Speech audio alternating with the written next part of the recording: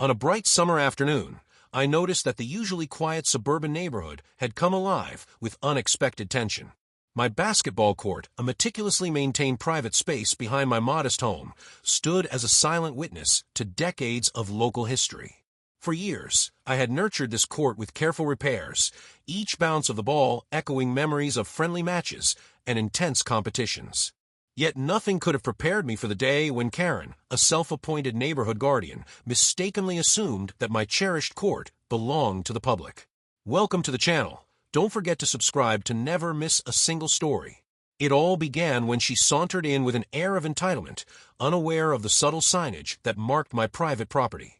Karen, known for her outspoken opinions and staunch beliefs about community rights, was convinced that public spaces should be accessible to all, regardless of ownership. Her eyes gleamed with a sense of righteous indignation as she approached the court, ready to claim it for the common good. I watched from a distance, silently perplexed by her bold assertion and the misunderstanding that was about to unfold. The court, a testament to years of personal investment and neighborhood camaraderie, suddenly became the epicenter of an escalating conflict. At first, her intrusion appeared to be a harmless act of community spirit, but soon the tension in the air became palpable. Karen's initial actions involved gathering a small group of like-minded neighbors who echoed her belief that all outdoor spaces were communal. As the group congregated around the court, their voices mingled into a chorus of claims and counterclaims regarding property rights. Each assertion from Karen was laced with an unyielding certainty that public land should not be privatized by individual homeowners. I, armed with the knowledge of my property deed and the care I had invested in the court, felt a surge of frustration mixed with determination. Despite her impassioned declarations, I decided to remain calm and let the confrontation unfold naturally.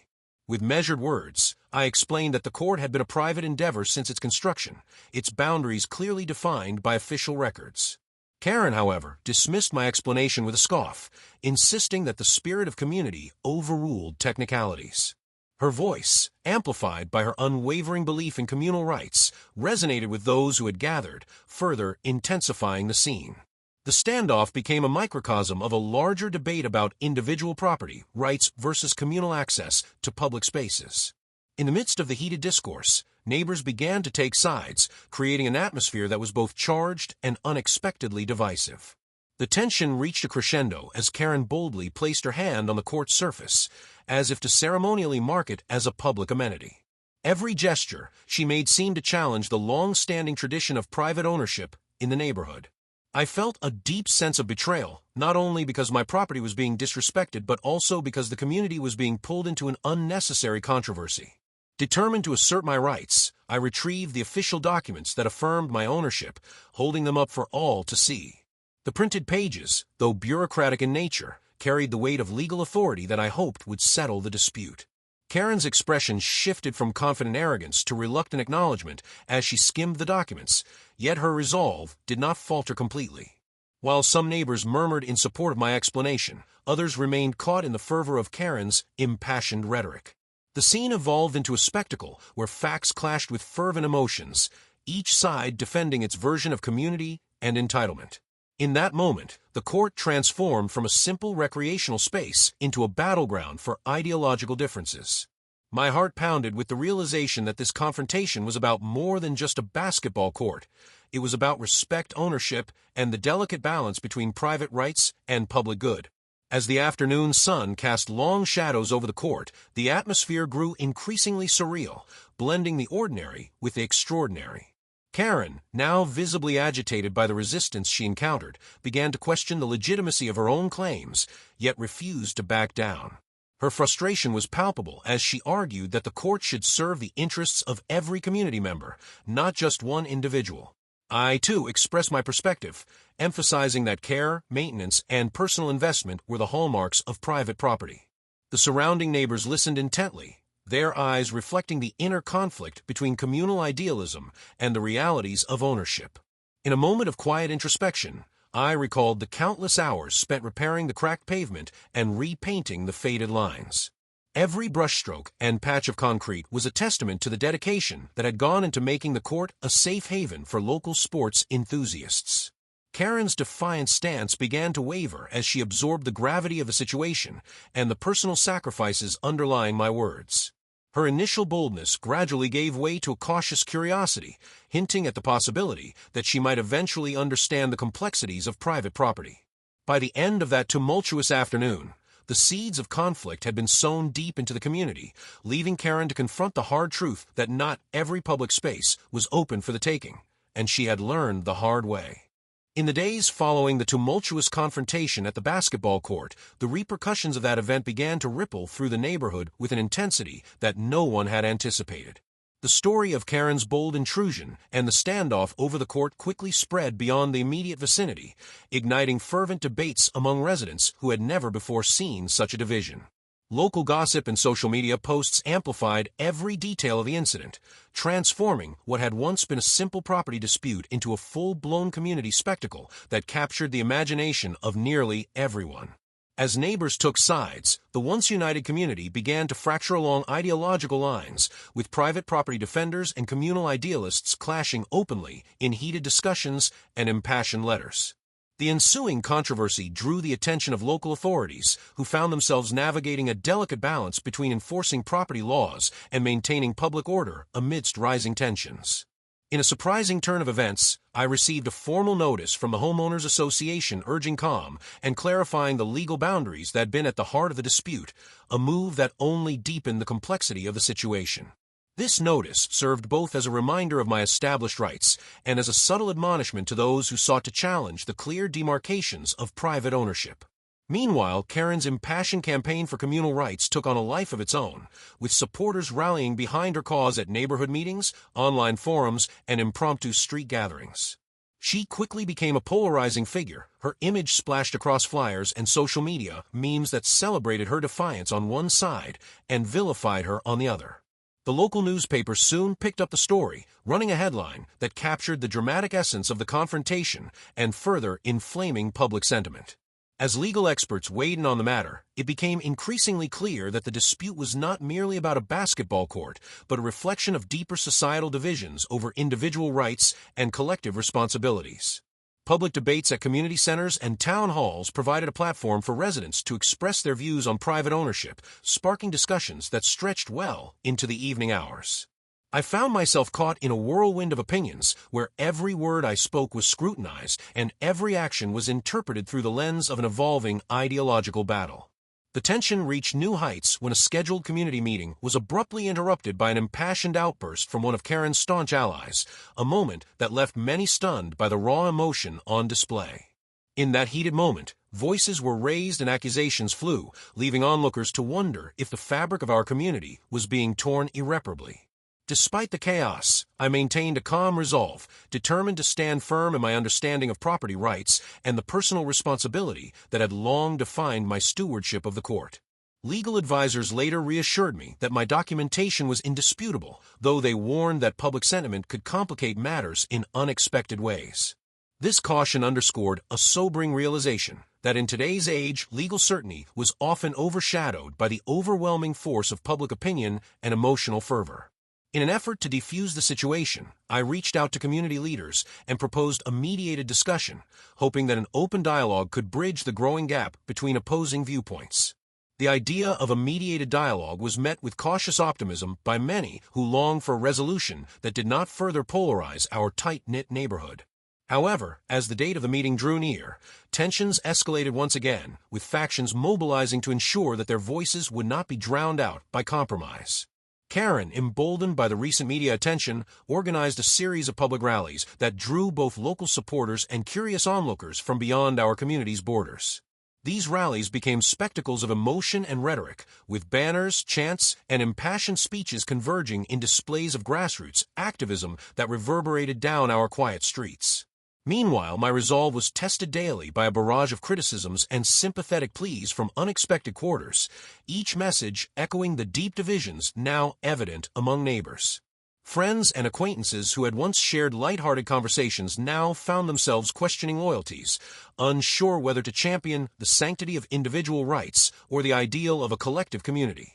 Amid the chaos, I took solace in the belief that truth and evidence, when presented clearly, would eventually prevail over the fervor of unchecked passion. I began meticulously documenting every event, every conversation, and every interaction, assembling a comprehensive record that could serve as evidence should legal proceedings become inevitable.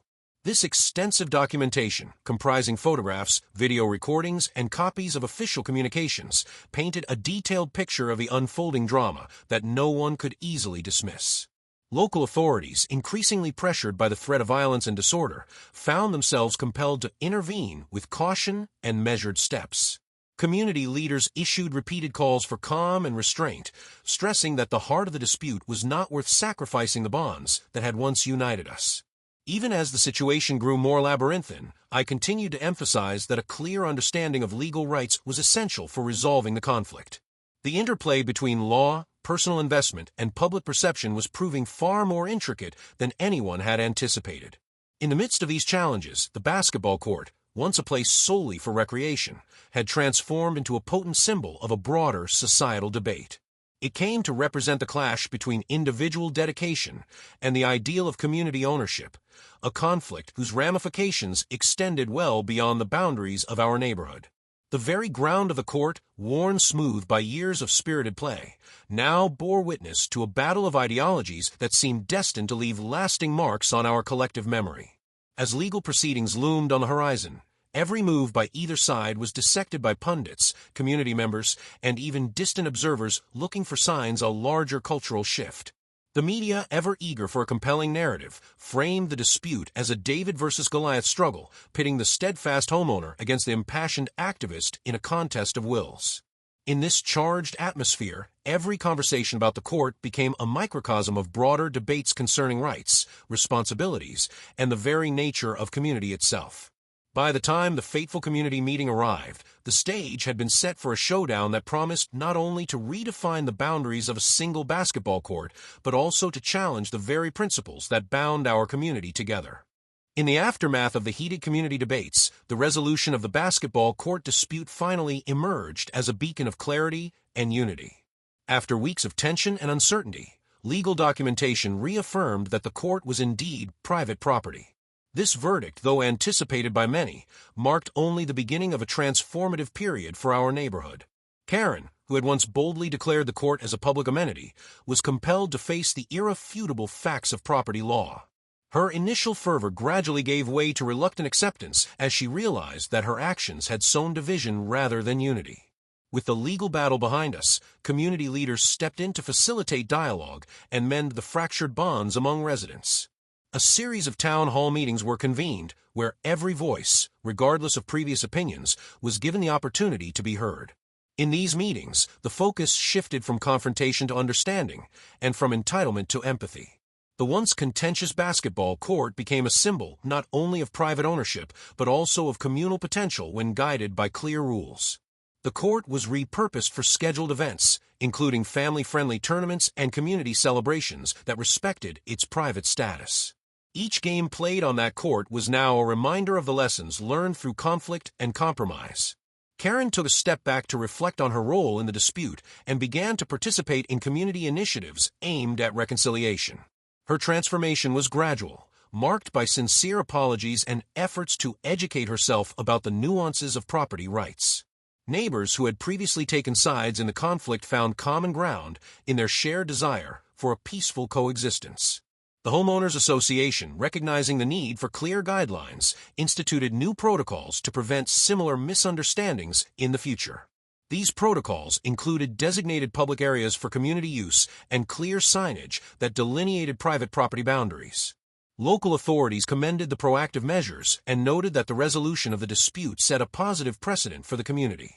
The media, which had once sensationalized the controversy, shifted its focus to the remarkable process of healing and reconciliation. Editorials praised the neighborhood for its willingness to learn from conflict and embrace a more collaborative approach to problem solving. The basketball court itself became a canvas upon which the community painted a new narrative of unity and respect. Residents organized volunteer groups to maintain not only the court but also adjacent communal spaces that fostered neighborly interactions. In the process, the court evolved into a hub of creativity and cooperation, hosting art shows, music events, and local festivals. Every event held there reinforced the idea that private property could still serve a broader community purpose through mutual agreement. The transformation of the court was emblematic of a larger shift in our community, where dialogue replaced discord and understanding supplanted antagonism. Personal grudges were set aside in favor of initiatives that brought people together, highlighting the strength of collective effort. Karen emerged as an unexpected advocate for community education, offering workshops on legal literacy and the importance of property rights. Her efforts helped demystify the complex legal jargon that had once fueled the fiery debates, making the subject accessible to all residents. These workshops were well attended, bridging the gap between those who had previously felt marginalized by the dispute. I continued to oversee the maintenance of the basketball court, now with a renewed sense of purpose and community involvement. The initial confrontation had left its scars, but it also paved the way for a more informed and resilient neighborhood. Memories of the conflict gradually faded as new, positive experiences began to define the community's collective identity. Public forums replaced heated debates, and respectful discussions became the norm in place of rancorous arguments. The legal clarifications that ended the dispute were integrated into community guidelines, ensuring transparency and fairness. Every resident was now aware of their rights and responsibilities, reducing the likelihood of future misunderstandings. The journey from confrontation to consensus was documented in local archives, serving as a case study for peaceful conflict resolution. Teachers in local schools even used the story as an example of civic engagement and the importance of informed decision-making. The once divisive issue transformed into a catalyst for community growth and educational enrichment. As the days turned into months, the neighborhood celebrated its newfound unity with events that honored the spirit of reconciliation. In the final analysis, the resolution of the basketball court dispute proved that even the most bitter conflicts could yield positive outcomes when approached with openness and mutual respect. Thus, the story of Karen's initial misconception and the subsequent struggle for clarity concluded on a hopeful note, leaving behind a legacy of cooperation, understanding, and a community stronger than before.